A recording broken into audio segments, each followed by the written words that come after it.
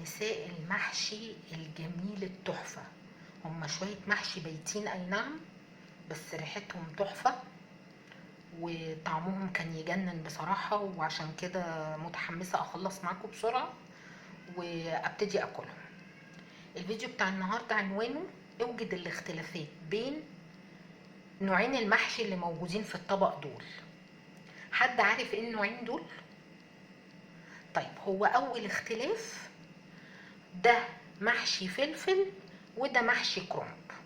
شايفين؟ ده اول اختلاف. خلاص كده عرفنا. طيب ايه الاختلاف التاني؟ ان دي خلطة محطوطة جوه محشي فلفل ودي خلطة محطوطة جوه ورق محشي كرنب. طبعا في حد ممكن دلوقتي يبقى بيتابعني بيقول ايه دي مجنونة. لا بصراحة انا اللي الناس قربت تجنني. يعني انا التعليقات اللي انا احيانا الحمد لله بنسبة بسيطة 1% او 2%، بس ممكن تعليقات تجيب للبني ادم جلطة. لما عميلة تستلم من عندي نوعين محشي زي دول وتيجي تسألها ايه رأيك، كان الاكل ظريف، في اي تعليقات، في مش عارف ايه، تبص تلاقي تقولك كان جميل وتحفة، بس محشي الكرنب احلى من محشي الفلفل. ايه رأيك؟ هو ده رد؟ الخلطة اللي هنا هي اللي موجودة اللي هنا، بس طبيعي يبقى فيه اختلاف، ودول صنفين مختلفين مفيش مجال مقارنة بينهم، لا في الحجم ولا في النوع الحاجة اللي احنا حاشينها بيها.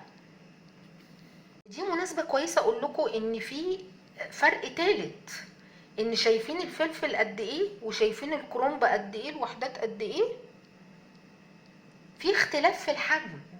في اختلاف رابع بقى كمان، ان انا اكيد لما هاكل واحدة او 2 فلفل زي دول، بس ممكن اكل كام صباع واحدة محشي كرومبك اكتر، لان ده حجم وده حجم، ده اختلاف رابع. اللي انا اقصد اقوله ان مفيش مجال في المقارنة يا جماعة بين الحاجتين دول. اللي بيفهم كويس واللي عاملة نفسها خبيرة المطبخ وكبيرة ذواقين زمانها، اكيد انتي فاهمة ان الاكل عبارة عن تفاعلات كيميائية. يعني اكيد الرز لما يتحط جوه محشي الكرنب ليه طعم، والرز او الخلطة لما تتحط جوه محشي الفلفل ليه طعم، ولو اتحطت مع ورق العنب ليها طعم تاني خالص. انتوا محدش قال لكم المعلومات دي ولا ايه؟ فمنتهى السذاجة، يعني انت بتطلعي نفسك لا تفقهي شيء في اي حاجة، ولو حد ما عندوش ضمير سهل انه يضحك عليكي في الاكل لما تقولي ايه محشي الكرنب كان احلى من محشي الفلفل، الاتنين خلطة واحدة. كون بقى ان انت بتحبي الكرنب اكتر دي قصة تانية، كون ان انت كان المفروض من الناس ان انت كل حاجة تتعمل لك لوحدها دي حاجة تالتة. يعني انا مش عارفة اقولك ايه ولا اقولك ايه، بجد تعليقات تغلط. طب انت بدماغك او انتي بدماغك عايزين محشي الكرنب يطلع نفس طعم محشي الفلفل؟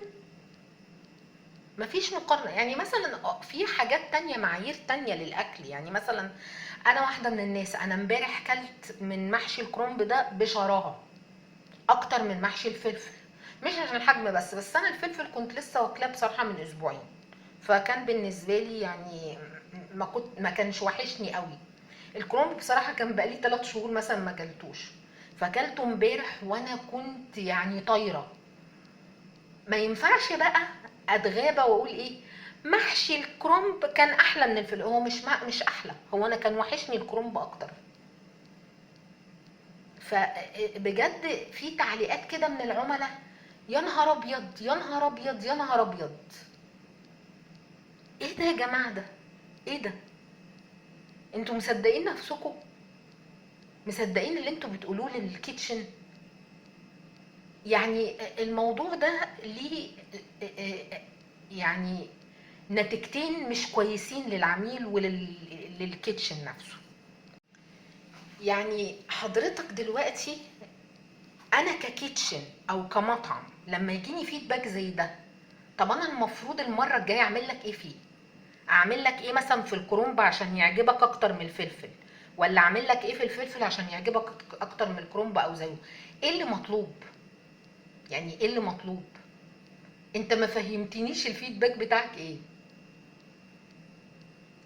يعني حاجه يعني دي حاجه، يعني انا كده مش هقدر اساعدك. انت بقى كعميل خسرت حاجه، ان انت ما خليتش تعرف الناس ذوقك ايه، ولا تعرف الناس عايزه بايه، عايز انت عايز منها ايه، ولا اي حاجه خالص.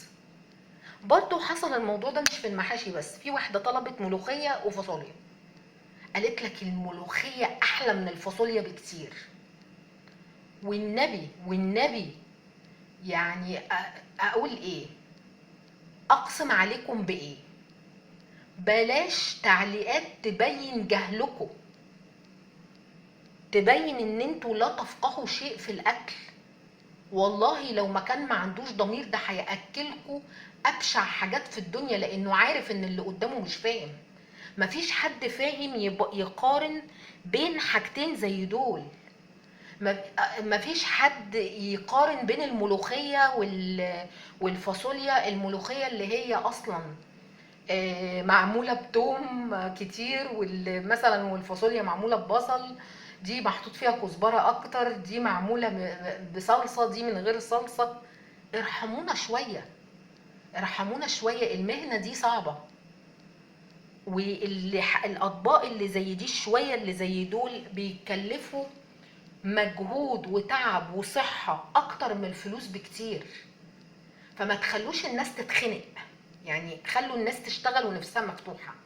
فلو انت بتقولي تعليق لمجرد انا يعني خلقت لاعترض صحفي في جريده لا، يعني عشان ابان بس ان انا بقول رايي، لا، وفري لنفسك وقولي شكرا وخلاص.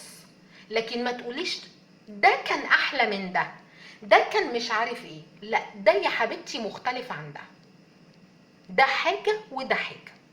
بدليل ان في ناس بتحب ده بس، وناس بتحب ده بس، وناس ما بتحبش النوعين دول اصلا، بتحب حاجه تانية خالص. معلش تقبلوا مني الفيديوهات دي، بس انا اللي بشوفه مش قليل. والله العظيم انا بشوف بلاوي، وبلوى واحده في اليوم كفيله انها يعني فعلا تخلي البني ادم يبقى عايز يخبط دماغه في الحيط. والغريبه ان الناس دي بتدعي الفهم، وبتدعي ان هم اللي ما حصلوش، وهم اللي بتعرف تطبخ واللي طبخها ما حصلش. وغالبا بيبقى اللي بيقولوا التعليقات دي اللي تقولك على فكره انا بعرف اطبخ كويس، على فكره انا باكل محشي من زمان قوي. ارحمونا، ارحمونا. هي صعبه لوحدها، ما تصعبوهاش بالسخافه. شكرا.